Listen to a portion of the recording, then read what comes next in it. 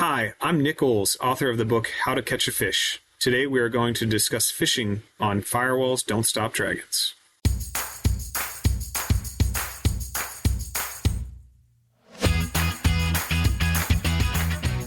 Hello, everybody. Welcome back to Firewalls Don't Stop Dragons. I'm your host, Kerry Parker. Today we have episode 344 for October 2nd, 2023. And as I've been promising for some weeks now, we're going to be talking with Nat'l, and he wrote a really cool little book called How to Catch a Fish. And of course, on this show, fish is spelled P-H-I-S-H, and it's all about phishing, what it is, and how you recognize it, and how to protect yourself from it. So we're going to dig into that today in our interview with Nick. Real quick before we get into the interview, however, a couple quick things. First of all, for my patrons, and perhaps for some of you out there who are considering becoming patrons, I have a book club that we use to read books on security and privacy, and I try to find ones that are actually interesting, not like really, there's a lot of really dry, boring books out there. I definitely avoid those. In fact, there's even some fiction books that have some very strong privacy and security themes that we have read in our book club. And I had kept that at the higher level, at the Dragon Slayer and at the Knight Errant level for patrons for quite a while. But I want to broaden. I want to get more people involved. So I'm going to be opening that up to my Castle Guard level and above, which means almost all my patrons will have access to the book club. So we're going to be starting that in October for everybody, for the broader audience. So just FYI, I will be telling everybody about it with a post here on Patreon for my patrons, and also we'll be discussing these books on Discord. And of course, Nat'l's book is going to be on that list at some point here soon. The next one, however, will be Your Face Belongs to Us by Kashmir Hill. But to the point about Nick's book, we are actually going to be doing a giveaway. So stay tuned after the interview where I'll give you all the details on how you can enter, but we're going to be giving away several copies of Nick's book. So again, stay tuned after the interview for more details on how to enter to win a free copy of the book. One more thing, October is National Cybersecurity Awareness Month. And of course, on this show, every week is about cybersecurity awareness. So I'm not sure if I will do anything special for this. I might, it's a long month. I'll see if I can't sneak something in. But just FYI, in case you're interested, there's a link in the show notes to the CISA website about National Cybersecurity Month and some really nice materials they have there. And I encourage you, if nothing else, to check those out for sure. All right, so without further ado, let's get to our interview with Nat'l about how to catch a fish.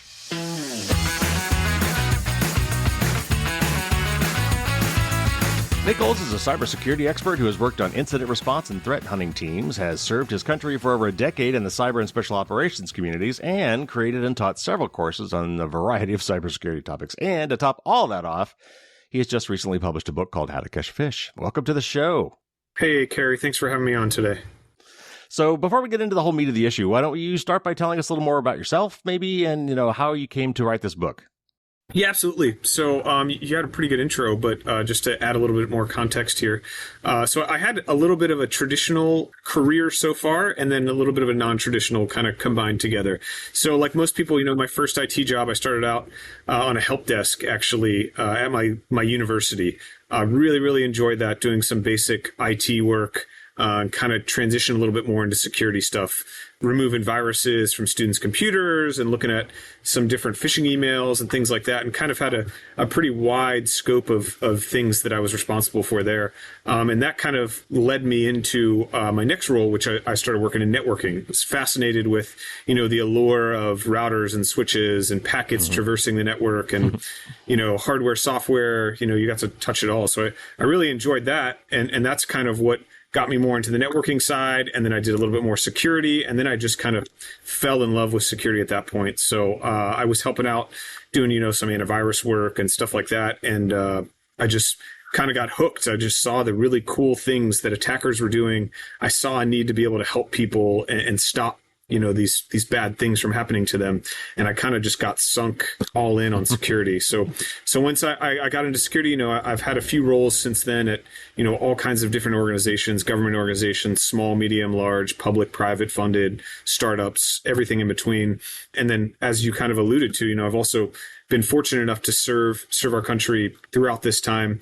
I've been a military member for over a decade now, specializing in cyber and special operations community, kind of seeing how the military does things as well, how they respond to incidents and phishing emails as well. And that's kind of what led me to, getting into this book. So all along this way, I saw a need for phishing training, and I saw that area growing and expanding, but end users and analysts coming up in the field, they didn't really have one centralized place to learn how to identify phishing emails. It was kind of all these disparate sources. And as I was coming up and learning this, I was getting things from blog posts and podcasts like this one and articles that I was reading here and there. And I was like, there'd be a great resource to have this all in one place to teach not only just analysts, but end users, the moms, the aunts, the uncles, the grandparents that reach out to you that say, hey, is this email bad? I got this, or I sent them this. What should I do? So I kind of wanted to create something, that I could share with everyone that had a very broad audience, that wasn't high technically in the weeds, but a lot of people could benefit from and start improving on things. So that's kind of how I went down this road of writing a book. And then, like probably most authors, life got in the way. A couple of years passed, and I ran out of excuses. So it was time to just start chipping away at it. And that's what I did. I mean, as another author, I can tell you, it's a big deal to write a book, and there's just a lot that goes into it. A lot of people think, you just write stuff down, right? And like, no, there's a lot more to it. So I don't think anyone going into it really knows what they're getting into it until they start. You think you have like this outline and you'll just start writing and everything will come to you. And it's just like, writer's block is a real thing. Everyone's going to hit it at some point, and it's working through that, making, progress, small progress. It's better than perfection. So whatever you can do just to keep chipping away and get to, a finished product, which is the goal. And then seeing that actual book in your hand is a surreal, experience. I'm sure you know what I'm talking about. It is. It really is. To hold it in your hands, that there's something to that. All right. So you're the expert now. So let's dive into some of this stuff. Let's start off with some basics. So email is one of the few communication mechanisms these days that is actually still based on open and non-proprietary standards. I mean, everyone else's messenger can only be used with themselves. But I mean, think how weird it would be today if you have Gmail account, but you could only email other people with Gmail, right? We don't think about that, but that's the way basically everything else works, certainly with messengers or whatever. So let's talk a little bit about some of these standards. And I want to, before we get into the meat of the thing, I think it's important for people to have a high level view of like what happens like when I send an email, because if I have a Yahoo account and they have a Gmail account, then that's gone through two different servers, for example, and there are there's client side stuff and there's server side stuff. And so anyway, let's walk us through at a very high level some of the technologies and things behind what happens when I send an email.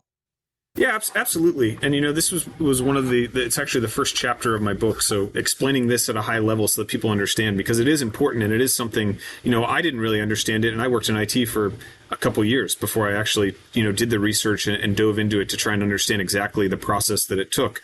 And it's really not that complicated if you break it down into simple steps. So everything in an email starts with a mail application. So there's two main mail applications. So that is like a webmail application where you're logging into a web server, like a Gmail is very popular for this, but also like Yahoo in the good old days, AOL.com was really big, MSN, some of those applications. But the point is you're logging into a website, you're logging into a mail client that's hosted on a web server.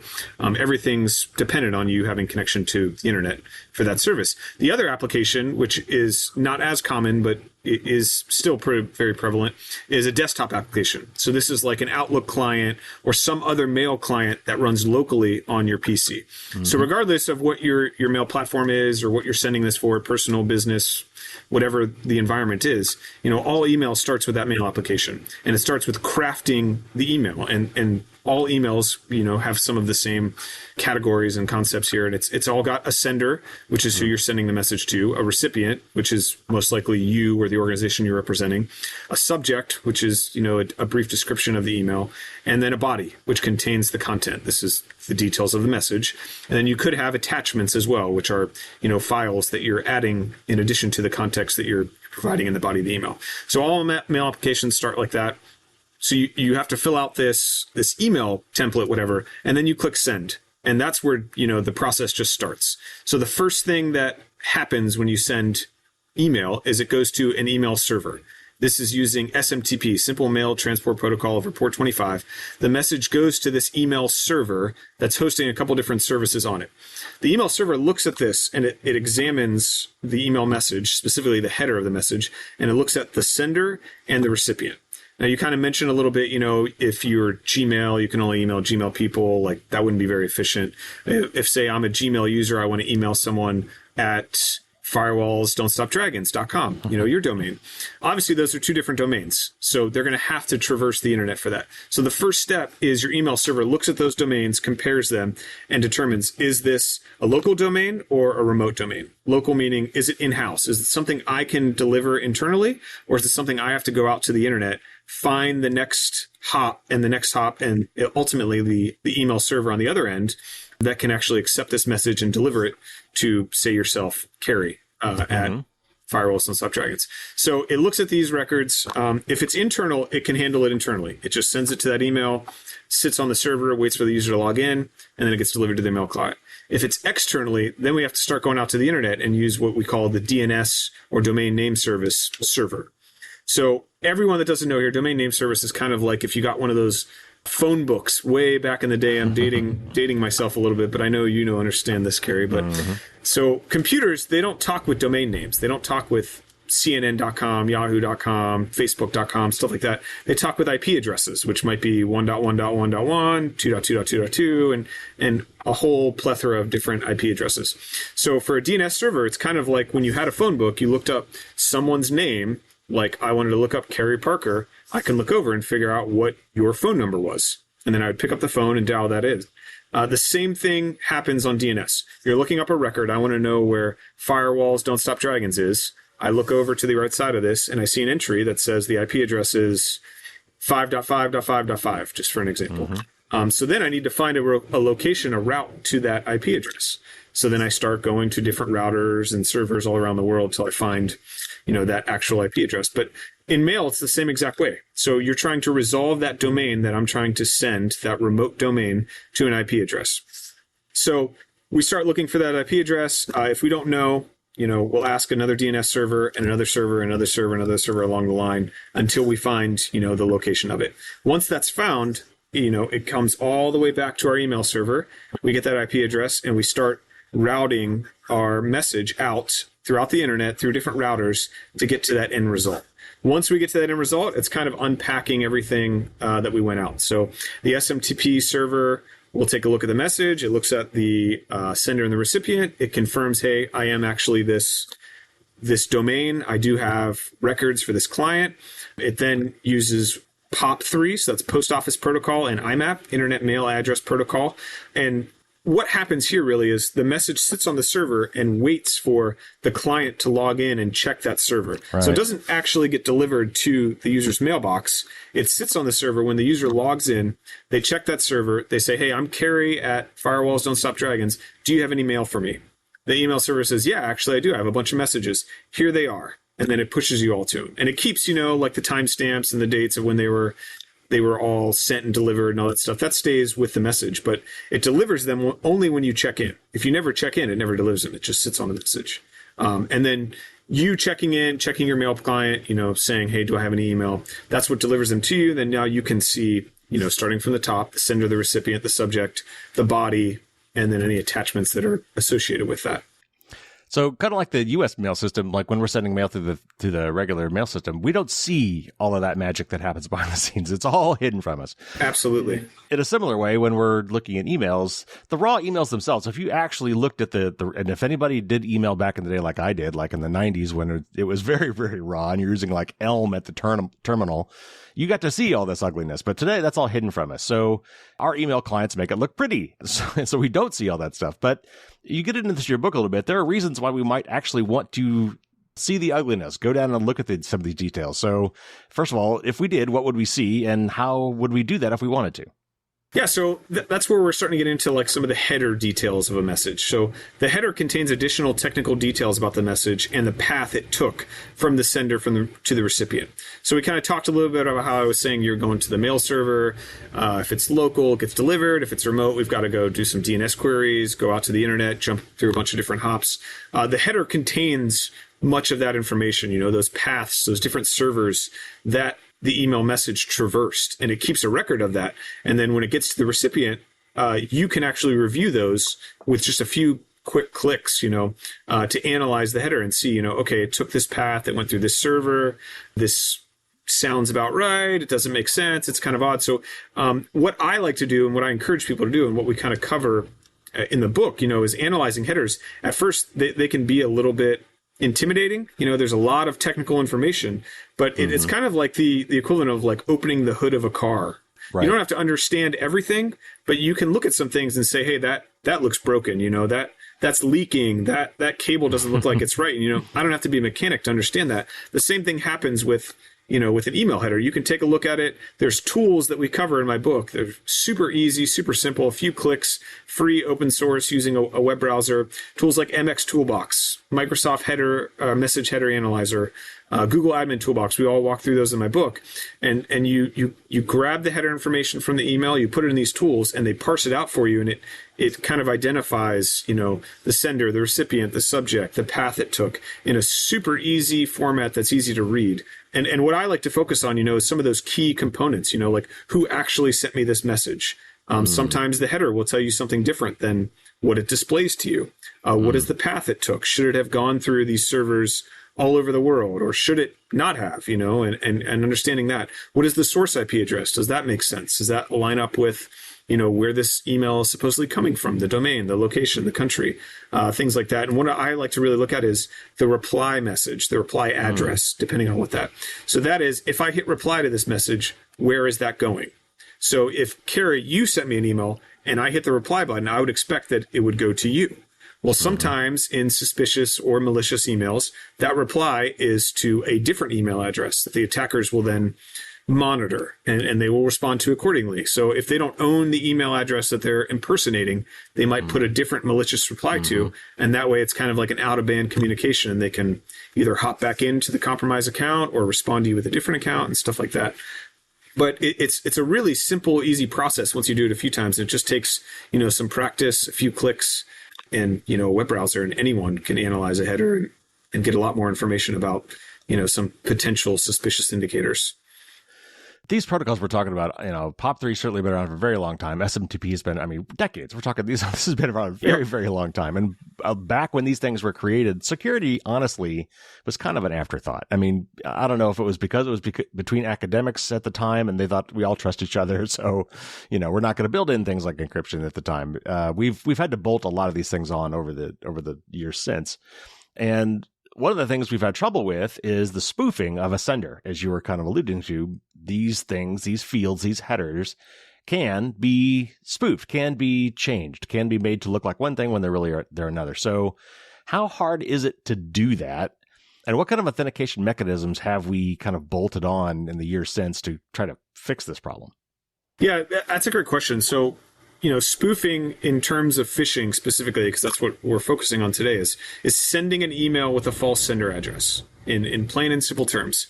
It's often done to impersonate a known or trusted brand or individual. So someone, you want to impersonate them as the attacker. It's usually why you're spoofing an email address. You want to establish some quick credibility, rely on a previously built reputation or relationship. And the fact of the matter is it's very easy. It's easy for attackers to do. There's multiple tools out there, open source, paid tools. The attackers have a bunch of options to spoof these phishing emails and spoof the sender so that when you get that message, it's coming from someone else, or it appears to be coming from someone else. It's a very trivial thing that you can either pay for or do yourself with a couple clicks. And when I started, you talked about a little bit about these different authentication methods and stuff like that. These weren't things. So some of these services and these tools that you were talking about, and DNS and SMTP and POP3, that's been around for decades. So DKIM, DMARC, and SPF, these are three authentication methods that are rather new. Probably within the last 5 or 10 years, they've been really gaining traction and getting to be adopted by more and more organizations to help try and secure the email environment a little bit more. So they add a layer of verification and authenticity to the sender. So they're a way of kind of verifying that me, Nick, sent this message to you. It was intended. It's from my, organization, my domain, my server, all those different things. And yes, it can still be tricked. It's not perfect, but it's a step in the right way that we didn't have before. So we've talked about those three are, authentication methods. They help verify things. We'll break each one down, kind of talk about them a little bit more. So DKIM stands for Domain Keys Identified Mail. That allows domain owners to automatically sign emails from their domain. So if I own a domain, or you own a domain, or an organization like CNN or Yahoo or Facebook, they own a domain, they can sign it and say, this is from, my organization. Like I sent this. It's an additional verification method. Can it be tricked? Yes. But is it an added step that attackers have to take and that legitimate users have to take? Yes, absolutely. The next one is SPF, Sender Policy Framework. This is a way for domains to list all the servers that they send emails from. So say I have 10 servers that I send emails from. I can verify those and list them out and say, hey, if you get an email that's not one of these 10 servers, it didn't come from me. And vice versa. I'm like, if I know you and you only send emails from these 10 servers, it can't be good. Again, not foolproof, not 100%, but it's a step in the right direction to verify that the sender is actually the sender is. And then the last one is DMARC. That's domain-based message authentication reporting and conformance. And this tells the email server, what to do based off these different DKIM and SPF results. So if DKIM, basically these are pass or fail authentication methods. So it either passes the rules that were set up previously or it fails it. DMARC is how you're going to handle those. So maybe say it passes DKIM and fails SPF, and you're going to say, okay, I want to reject that email, or I want to quarantine it, or I want to deliver it, or vice versa. If it passes DMARC, or if it passes SPF and doesn't pass DKIM, you want to quarantine it and look at it later. It's really how the organization wants to handle DKIM and SPF. Unfortunately, not everyone is abiding by this and has used it at their organization, so it's kind of just hit or miss. There's legitimate companies right now that are doing business every single day, and they don't use DKIM and SPF. And, there's malicious organizations that are tricking people every day that use DKIM and SPF. So it just depends, what your organization what level of risk they're willing to accept based on their email and their client and their services they want to offer and deliver to their clients. Yeah, like as an example of that. So if Twitter was sending me an email for maybe there's a problem with my account. So I get something from twitter.com and it's gone through all this process and Twitter has the DKIM and the SPF and all these things set up. And I can see that really is from twitter.com. But if it was from TVVITTER.com, it's not Twitter, it's Twitter. Right? Twitter, yeah, absolutely. Can't pronounce that. But at a quick glance, I might see twitter.com. Oh, and my email client says, yes, that's on the up and up. It's definitely from the server TVVITTER.com, which is not Twitter. So it's legit in the sense that it comes from the domain it really says it is, but it's still tricking you, right?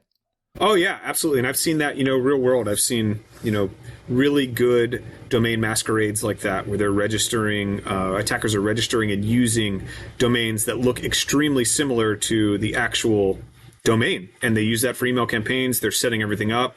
They'll build reputations with them. They'll use them to send legitimate emails so that services trust them.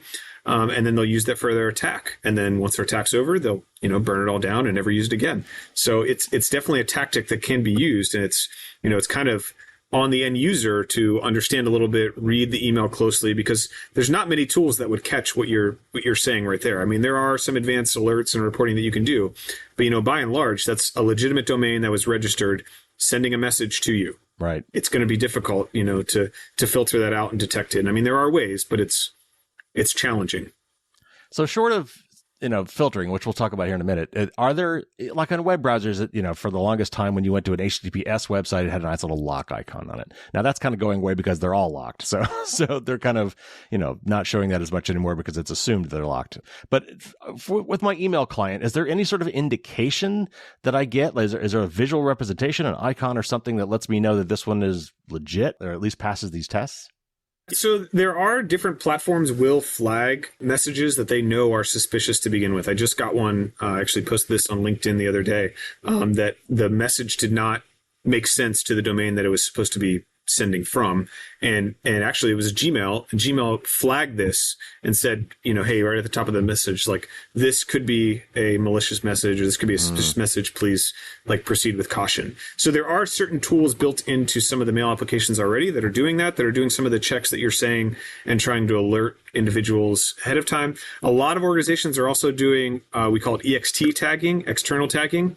So if a message comes from an external party, meaning it's not your domain, not someone in your organization, it will create a banner, it will add something to the subject, it'll give you some sort of alert saying, hey, this is from outside of your organization.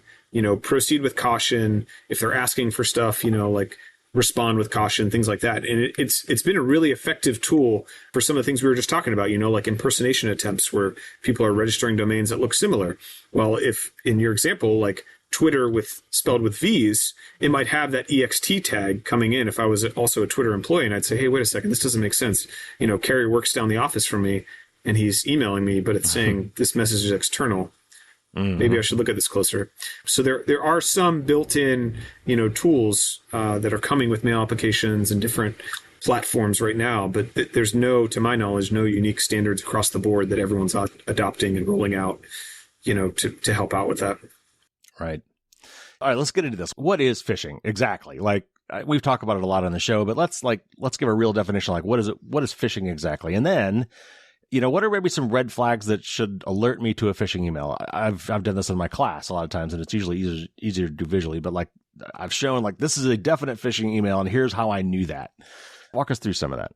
Yeah. So phishing is sending a deceptive email message to entice a malicious action. So, there's different platforms you can do phishing. There's like smishing, there's voice, there's like human elicitation, stuff like that. But what we're talking about basically, specifically in this podcast and through my book, is email phishing. So the use of email messages to entice a malicious action. Now, that action could be clicking a link, downloading an attachment, providing sensitive information, doing some sort of finance or based action outside of that. But it's really the attacker is trying to get you to do something, and they're controlling what that something is. And they're using, some sort of deceptive tactic. And that deceptive tactic is what I call social engineering.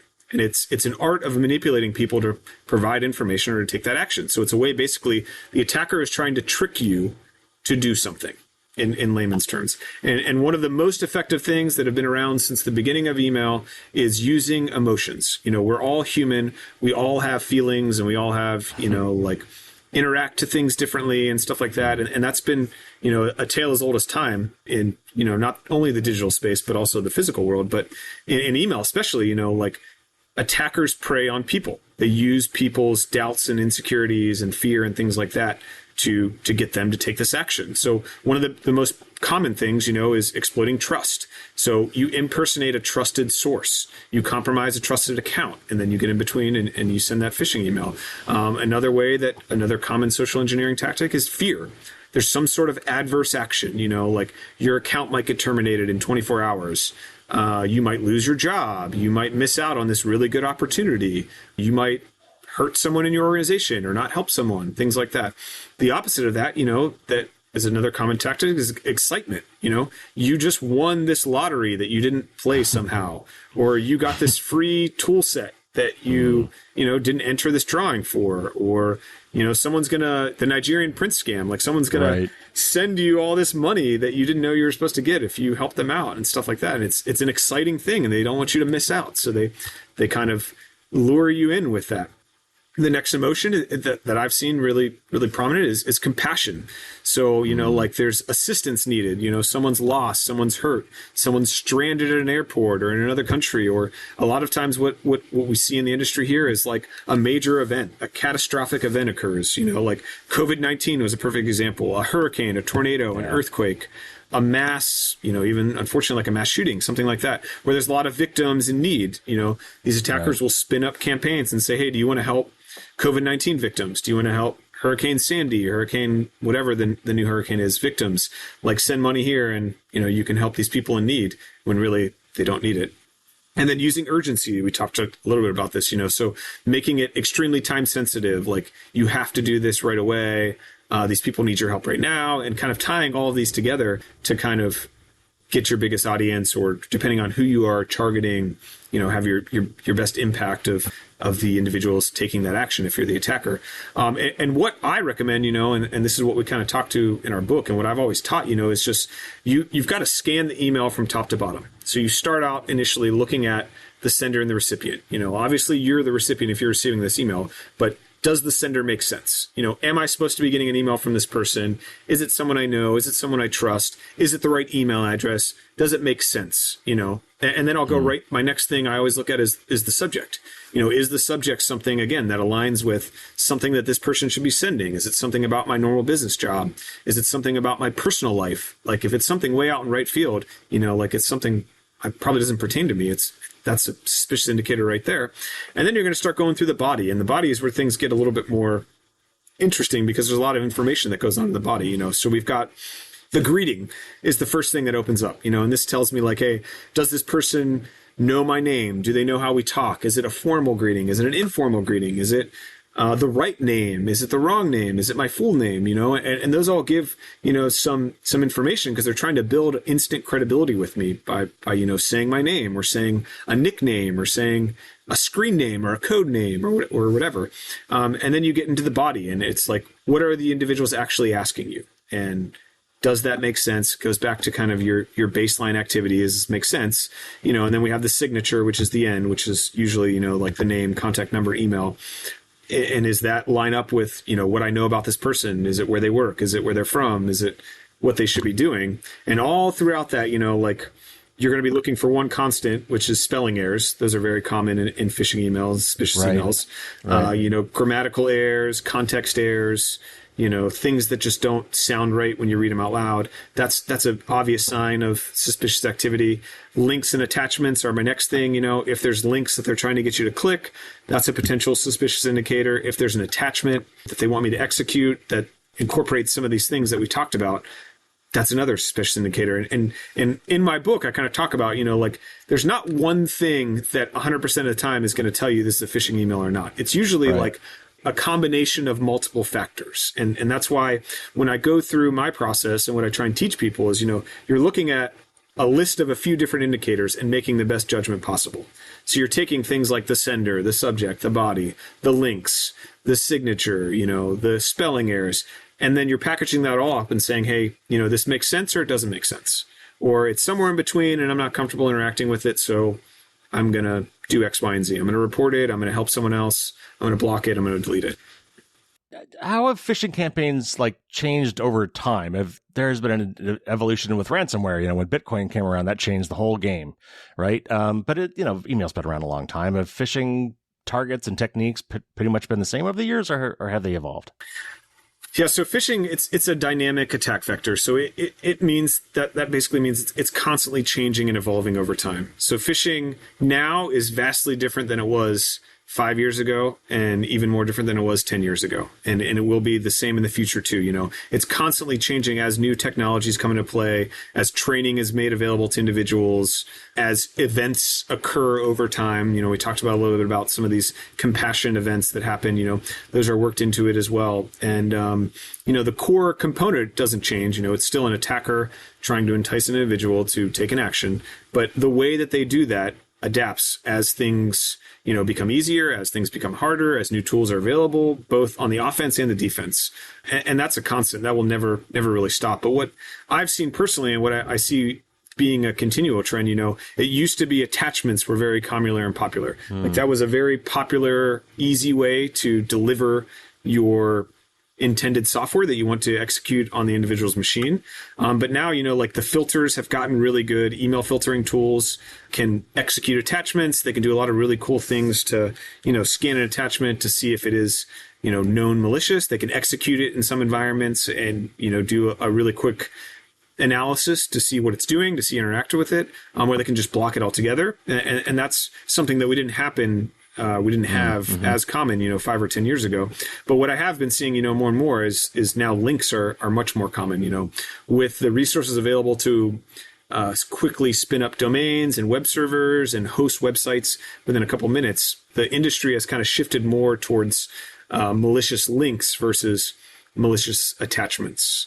There still are attachments that are getting sent, but more often than not, it's more for link analysis. So we talked a little bit about, some of the event-based attacks, but what I've also seen recently that something surprised me that I had never seen before was using QR codes as part of an attack as a delivery method. So QR code, if you're not familiar with them, you pull out your smartphone, you open up the camera application, you take a look at the QR code, and it has a link that comes up to it. So the QR code translates to a URL page.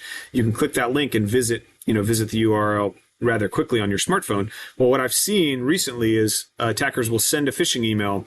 They won't have any links in the phishing email, and they'll say, hey, for you to redeem this offer, for you to keep your account from being terminated, from you to collect this $1 million lottery that you didn't play, scan this QR code and there'll be more details available. So you pull out your phone or whatever, your tablet, whatever device that you're using, you scan the QR code or the QR code, go to the site, and it's a different method of, an evolved method of exploiting and attacking an individual. So what I've also seen develop and gotten really good over time is, quickly registering convincing domains, creating very convincing brand logos and graphics and diagrams and stuff like that. So it seems like, some of these attackers have taken really good graphic design courses because they can, take a picture of a logo from a website or an email address and basically have a spit image of it that looks exactly like the logo with maybe one little detail, and they'll go through the whole thing, so they'll see how the emails are crafted at the organization, how their signatures are, and they'll maybe change, one number on the phone number or something like that so that they call a number they control. And that's just something that's gotten better over time, and the level of sophistication has gone up. As far as targets and stuff like that, I've seen, larger organizations used to be the biggest ones because, all the money's in banks, all the money's in large publicly traded organizations that have money to pay out and, have big technology and stuff. And as they've matured and gotten better, the shift has kind of focused a little bit more now on small and medium businesses and home users and things like that, because, the technologies haven't caught up to them yet. They might not have the funding to get these advanced email filters and the training to, train their end users the same way, but they still have money too. So a lot of organizations that I've seen now and consulted with now and talked with now, they're falling victim to some of these same attacks that a couple of years ago, the large organizations were only seeing. These sophisticated attackers, going where, the fruit is a little bit lower, the bar is a little bit easier to get in. And they need some of the same stuff too. They need, good training and tools and ways to report and investigate phishing emails as well.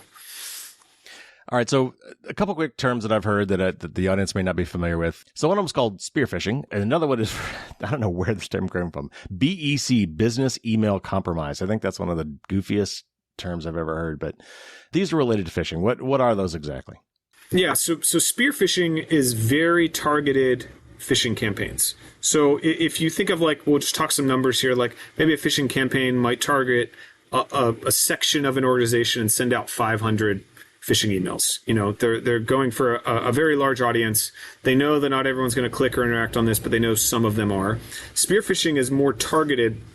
Instead of 500 messages in our campaign, we might only send 5 messages to the directors of each organization, or 5 to the top important employees, or 5 to the marketing department, or 5 to the finance department, something like that. So you're only sending it to a small group of people with the hope, that you have the same payout, the same interaction, that they click this link, they take this action. The stakes might be a little bit higher, because they might have different levels of training or security tools in their place. The next term you talked about is business email compromise. Hands down, the biggest financial loss motivator phishing email attack right now on the board. It's extremely lucrative for organizations, for the attackers. It's extremely detrimental to organizations on the victim side. So in this account, or this attack, really what happens here is it's often called BEC, business email compromise. An account is compromised or impersonated of a trusted organization or vendor. The attacker then requests some sort of financially motivated or sensitive information, like an invoice being paid, banking information being altered, or something, or wire transfer being changed, something like that, from that, vendor or trusted email account to the business. So the business gets this email, they think it's a legitimate request, they make this change, oftentimes, again, it's a wire transfer request or an invoice being paid, and then they process it as normal because, this trusted vendor requested it. And then this money gets sent somewhere other than where they wanted it to go. And then the vendor comes back around when they get access to their account and they say, hey, we never got money for this invoice or this wire transfer. And then it's a really bad day because then the business has to go through it. They look through their accounts and they say, oh, actually, we paid this invoice, but we sent it to this bank account like you asked us to. And then the vendor goes, actually, that's not ours. We don't know what it is. And oh, by the way, we still need paid. So it can be a very, very financially devastating attack to the individuals. And from the attackers, it doesn't take a lot of sophistication. All they really need to do is compromise a vendor, get their credentials, monitor their mailbox. Oftentimes they'll do like rule monitoring, stuff like that, where they'll say, hey, if I see an invoice or an email about invoice or credit card or payment, send a notification to me. I'll hop back in their account and I'll take over and I'll get back to work. And then, they're just kind of in the middle. They're impersonating this trusted vendor. They're communicating back and forth, and they're trying to get paid. As most phishing campaigns and attacks go, they're usually finance motivated. At some point, the attackers are trying to get money to fund whatever they're trying to fund, and then to do this again and again and again. Oh, gotcha. Okay, so we've talked a little bit about this, about filtering mechanisms, and I want to get back to that. A lot of email services have built-in spam and junk mail filtering, and some are better than others. For example, Gmail's great. I mean, I hardly ever see a junk mail in my Gmail account, and Yahoo is horrible. I get junk mail in my Yahoo account all the time. But most of that is for what we call spam or junk mail. It's not really for the phishing stuff. Is there... what is the difference between a spam email and a phishing email? And are the spam filters able to block or flag phishing emails? Are these two different things or are they related? Yeah, so spam tends to be unwanted marketing messages. That's the best way that I can think about it. It's kind of like sometimes you get in the mail, your snail mail, you get those like ads or those books that you never really signed up for. And, most people don't even look at them. You just throw them right in the trash. That's kind of what spam messages are. They're not really specific to you. They're not really tailored to anything that pertains to you. They're just send as many emails out to the masses as we can, and hopefully, someone will take a look at it or click on something or visit our page. And the spam filters do a really good job, like you're saying, for the most part, of filtering those out. They see, high volumes of messages sent to a lot of different people all at once, and they'll block those, or they'll put them into a special folder and say, hey, if you want to look at these, you can review them and tell us if they're spam or not, or we're just going to delete them in a week, 2 weeks, 30 days, something like that.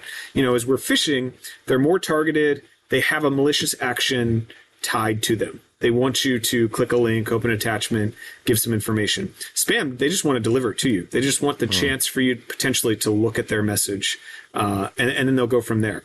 Spam filters, they're great at filtering spam. They're not great at filtering phishing emails. They weren't designed to do that. They don't do it well. They can't keep up with the different trends and tactics that phishing messengers can do. All they're really good at is keeping the noise out, keeping that trove of phishing or of spam emails in your mailbox that makes it almost unusable. They can't really do much more than that. And they're not financially motivated. They're just trying to, get you to click on their emails. Phishing, filtering, it's a totally different ballgame. They're more targeted. They're malicious in nature. They're doing things like executing links and attachments, and they're trying to just stop phishing emails. So there's certainly separate tools, certainly separate things that you need to have in your arsenal to protect yourself. You mentioned this already, but let's dig into a little bit more. A lot of these emails have links or buttons or images that are really buttons that under the covers are going to redirect you to some other website. They are links of one form or another. And it can be really tricky to analyze these because certainly when it's an image or a button, the link is not obvious.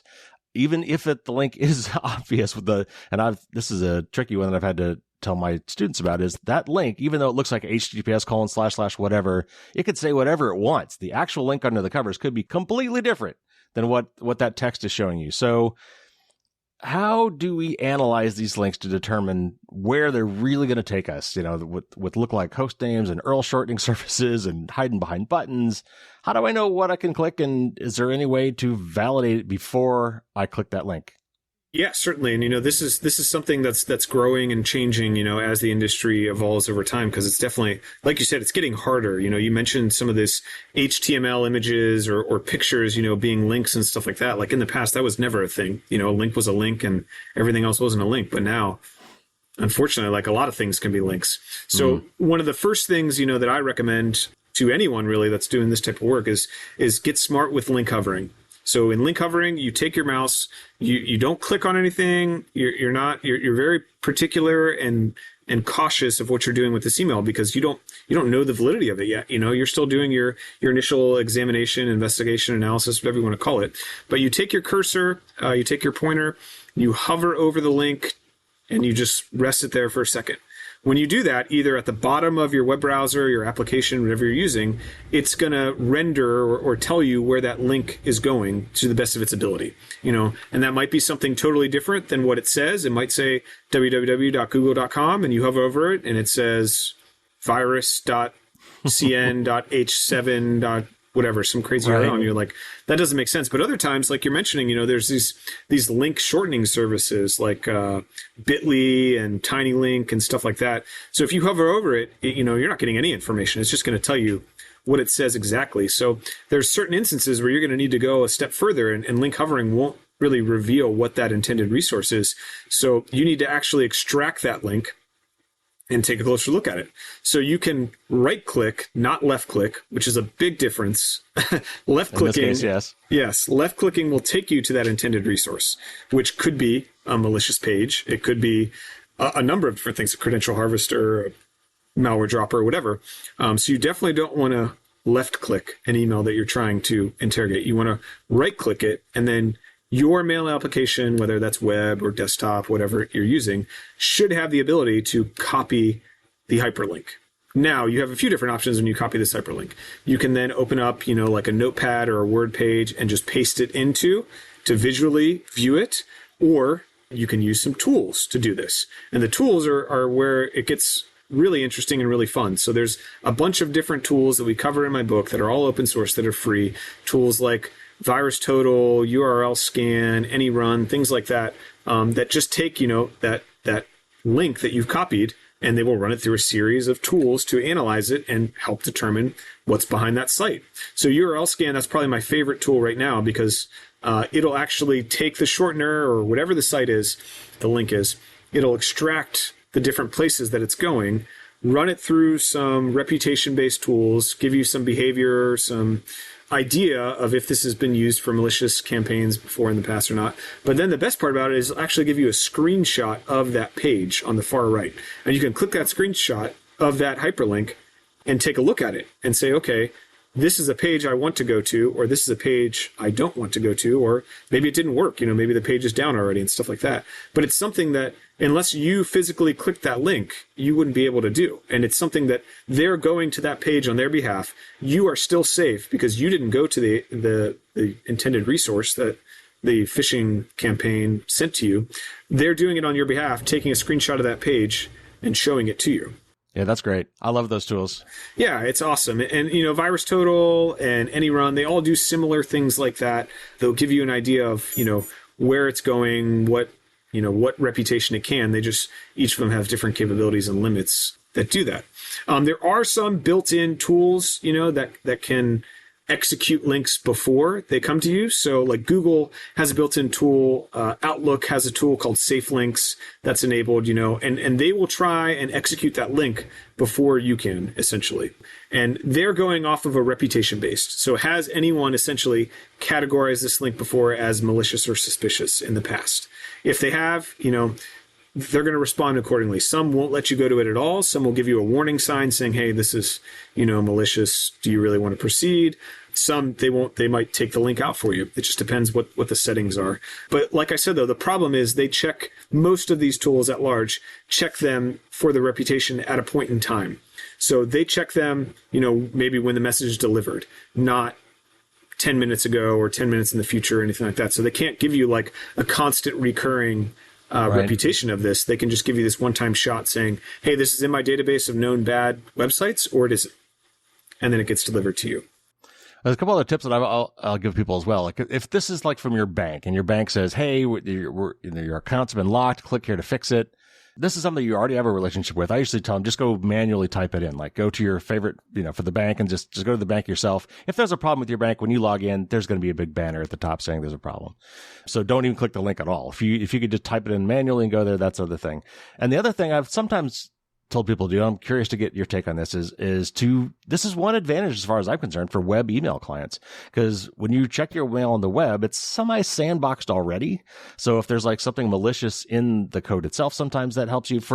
As a counterexample, Microsoft Outlook, I think, got into trouble in the last year or so because they were trying the Outlook client, the app that you were running on Windows, in the background was downloading your mail and actually preloading some of the links to try to test them. But in the process, there was a bug in that. People were getting infected without ever looking at their email because Microsoft was trying to look at it for them and screwing up. So I don't know if you've heard of that happening before, but I mean, I think there are some advantages actually to using a web email client over a dedicated app. Absolutely. I don't disagree with you. And, there's the functionality piece, there's the mobility piece of using the web applications. And another thing I wanted to kind of touch on, you mentioned going to your web browser, typing in that website of the trusted known site you do.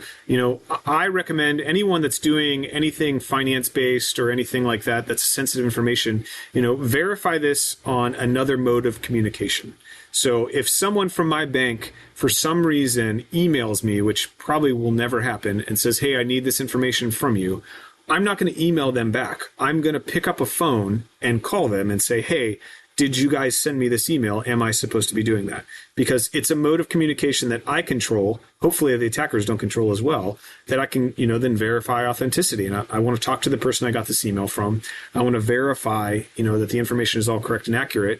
And same thing, the other way around. If someone gives me a phone call, I get a random phone call or text message on my phone that says, hey, I need you to send me this information or click this link or do something, I might email them, or I might use a different phone or use a landline or something like that to call them and verify it, because, you can't trust what's in an email signature. You can't trust what's in the email body and stuff like that. So, and I think, back to your point about the web browser, having access to another tab is really useful. You can Google some things about this message if they don't make sense, like say the company's located somewhere you don't think it is. You can just do a quick Google search and say, hey, is, Nick's hardware store located in Texas? And if it's not, then maybe that's a sign that it's not the right sender, it's not the right recipient, it's another sign. So you have that flexibility quickly in the web applications.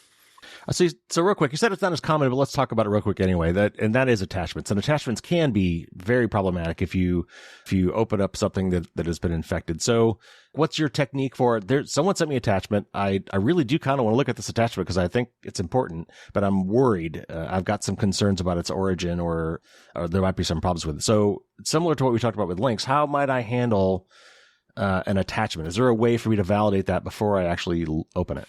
Yeah, so unfortunately, like handling attachments gets pretty tricky, because for you, we have the same tools that we talked about before. We've got the virus totals, we've got the AnyRun, we've got the sandbox tools, and a sandbox is just a safe environment to execute this attachment in to see if it's malicious or not, to take a look at the behavior and determine whether it's good or bad. Unfortunately, though, for all of those to occur, you have to download the attachment onto your computer.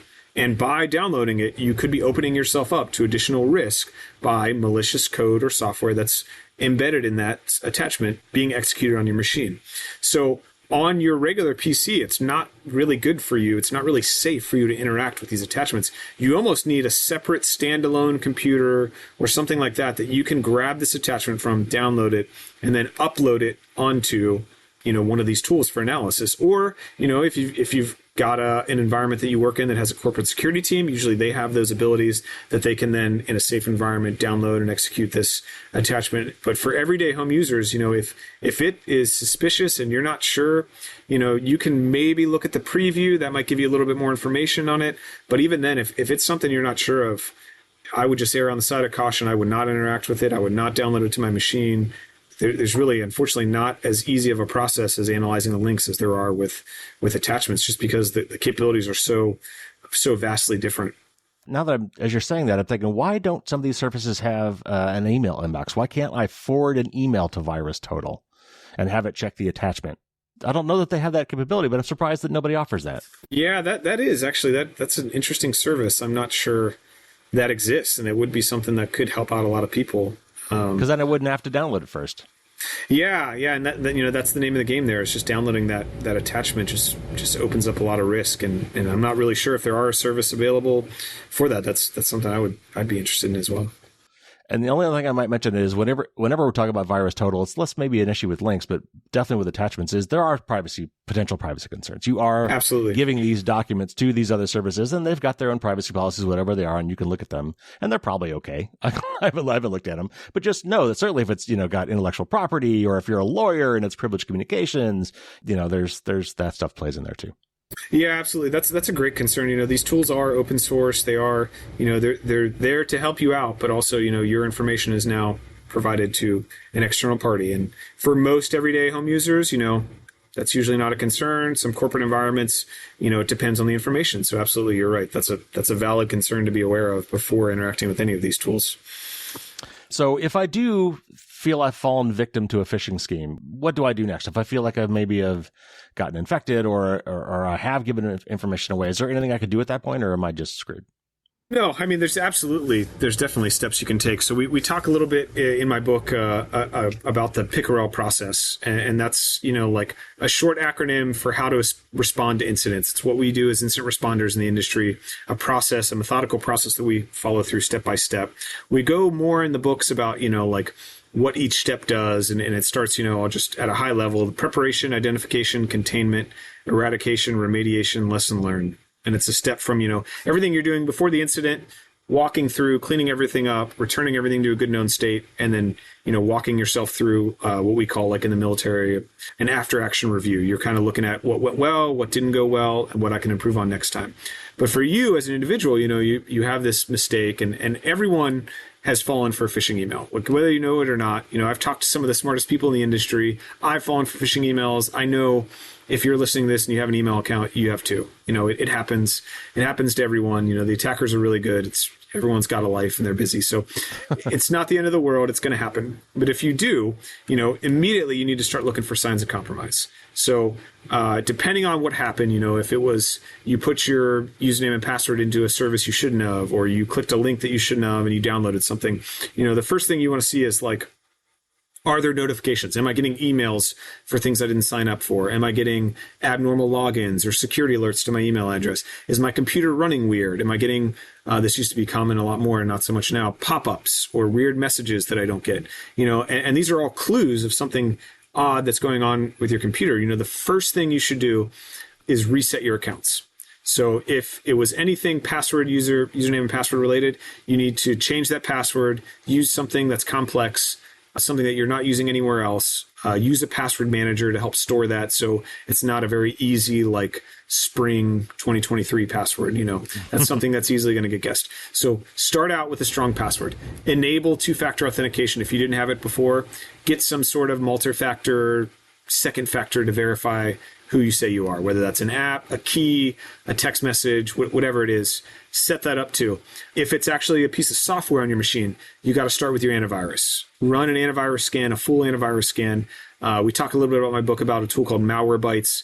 Really great. They've got like a 14-day free trial, or it's pretty reasonable to purchase outside. Another like add-on to run in addition to your antivirus, so it doesn't replace it. So start using some tools to try and figure out what's going on. You can review your log messages to try and say, like, hey, was there weird security events? And we talk a little bit about log messages in the book as well. And just try and determine, what's really going on. If you can't determine it, and I understand a computer is a complex piece of equipment and not everyone can, your best bet is just to restore the computer. Do a complete reboot your machine and then reinstall, your operating system and your programs and your files, and go from a fresh start, just to try and remove any artifacts of malicious activity. Make sure your data is backed up. Make sure you're doing all the right stuff beforehand. But that's one of your best bets. If you've tried all your tools, you can't figure out what's going on or what's wrong, your best bet is just to do a clean install, a clean refresh of your PC, and then learn from it. So that's like the last phase of the Pickerel process. Like, make a mental note. How did you fall for this? What could you do better next time? Would you benefit from backing up your machine more or less? Or would you have benefit from having an additional tool or additional filter? Or should you switch mail clients? Like, things like that. Because, I had a boss one time when I was doing incident response who told me, don't ever let a good incident go to waste. Right. You went through this pain.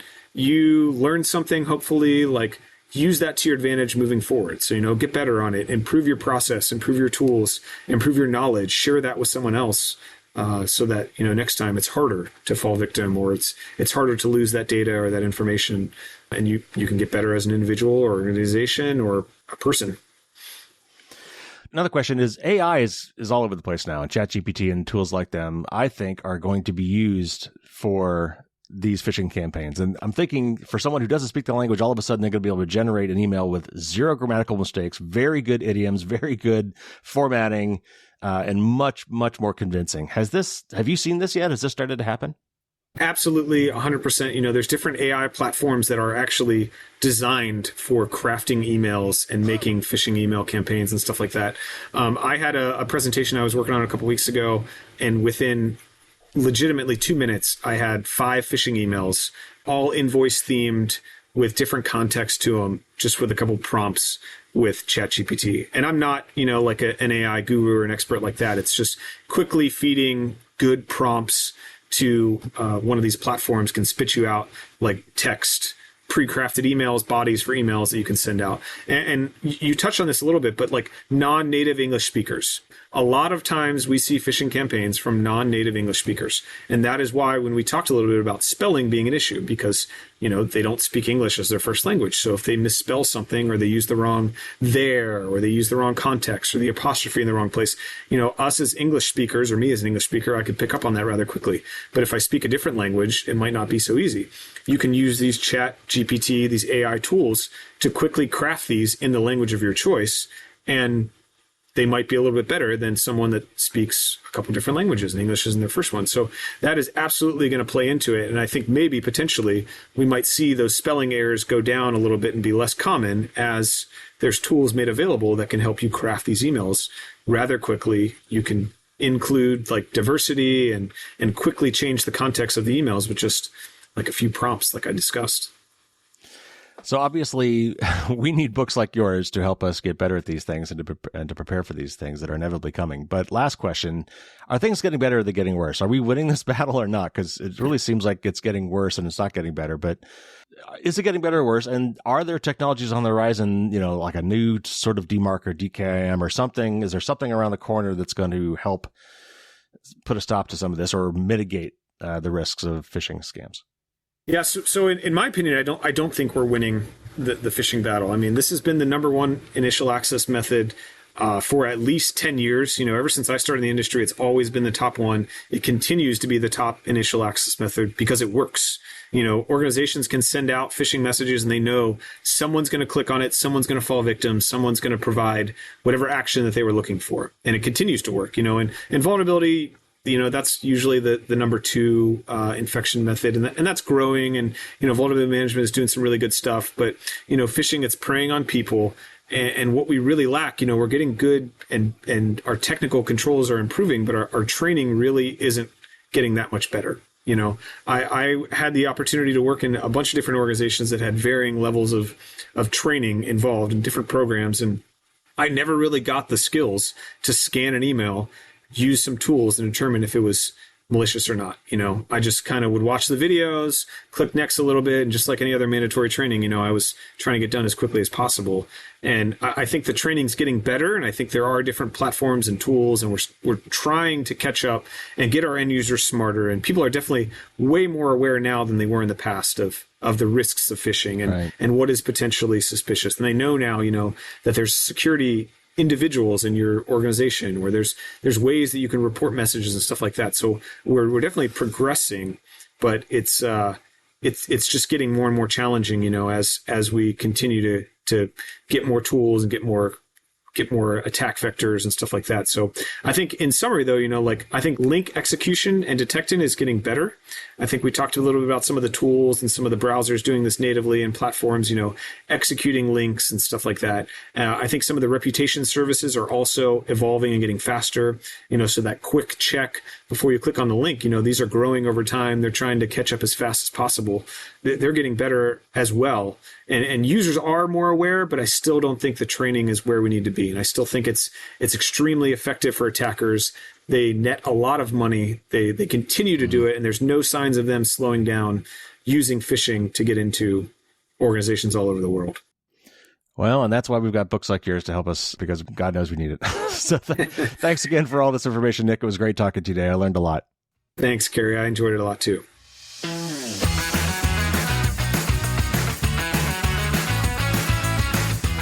I'm so glad my publisher got Nick and I together. We're both published under the same publisher, A-Press, and we both share the same senior editor. I'm not sure what Susan's title is anymore, but she got us together, and I'm glad she did. That was a great topic, and it's good to kind of get into some of those details, because that's real easy. I mean, we talk about email. It's been around for a really long time, and we kind of gloss over what's really going on under the covers and forget about it, but it's important, especially when you're trying to protect yourself from these phishing emails, to help understand how it works and what kind of things you could look at and tools you could employ to detect and protect yourself from these things.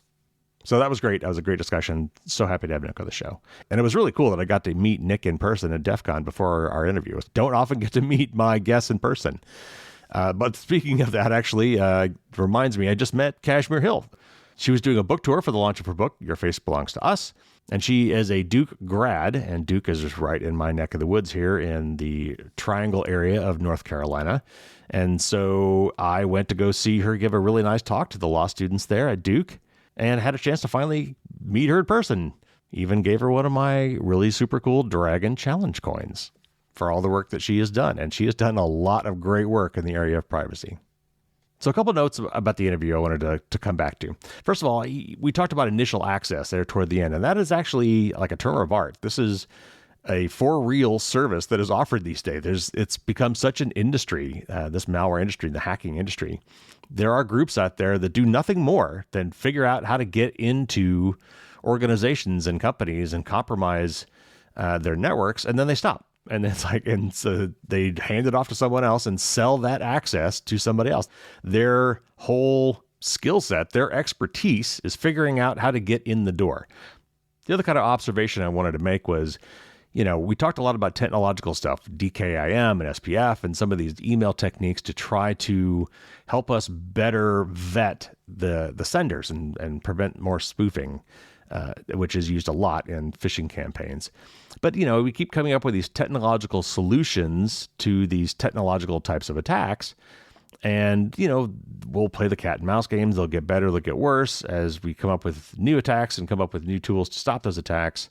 But the thing that's always going to be there, no matter how good we get at these technological protections that we put in, the one thing that'll always be there, people. And you know who you can't trust? People. Humans will always be the weakest link. And I think it was Kevin Mitnick, who's a classic hacker, who said that you can almost always hack into any organization, and the go-to never-fail tool is social engineering, which means attacking the people. So there are still technological things we could do to address those things, compartmentalization, making sure that we adopt least privilege, so that only the right people have the right access at the right time to the right level of confidential information. Which means that if you try to social engineer the wrong person, you're out of luck because they can't get into the stuff that you want to get into. It's also important that we have, belt and suspenders. We want to protect these things in multiple ways. It's like the old, nuclear submarine thing where there were two keys that had to be turned to launch the missiles. There's defense in depth. So it's not a lost cause. I just wanted to make the point that in a lot of cases, we humans are always the weakest link. All right, so before we quit, I got to give you the details on the free book giveaway. So here's how you can score your free copy of How to Catch a Fish by Nick Oles. So I'm just going to actually kind of quickly paraphrase his post on LinkedIn. There's a link in the show notes for this. I've made a nice shortened link version of it because the real link is really crazy long. If you go to fdsd.me, my little personal URL shortener, if you go to fdsd.me/catchafish, and that's all lowercase, and fish, of course, is spelled with a PH, not an F. If you go there, that will take you right to his LinkedIn post with all the details, but I'll summarize them quickly for you here. They're going to give away 5 copies of the book. You have until October 15th, which is about 2 weeks, to enter to win. And the way you enter to win, first of all, you follow Nick on LinkedIn. So if you've done this already, you're set. If not, you'll need to follow him on LinkedIn, and I will put a link to his LinkedIn profile in the show notes as well. Or obviously, if you follow that catch a fish link, it'll take you right to his post, which will bring you right to his account. Once you are following Nick, then you need to message Nick about the book or the podcast, or maybe post something publicly about the podcast or the book. Tag Nick so to make sure he sees that. It could be feedback on the interview. It could be feedback on the book. It could be some interesting fishing stories. Whatever you want. Just make some sort of a post and make sure you tag Nick. And then once all the people have done that at the end of the period of October 15th, Nick will go through and pick the lucky winners and let you know, and they will send you a free copy of the book. So again, that's fdsd.me/catchafish. All right, everybody, that's it for this week. We'll have another news show for next week. Then I believe the next interview will be Andy N. from Proton. I just interviewed Corey Doctorow, which was a really fun interview. That one will be coming up soon. I've got an interview with the CEO and the COO, the two co-founders of iVerify, coming up. Just some great stuff. So I would highly recommend you subscribe to the podcast, and that way you won't miss any of that. So take care, everybody. That's going to do it for this week. Stay safe out there. And until next week, as always, don't get caught with your drawbridge down.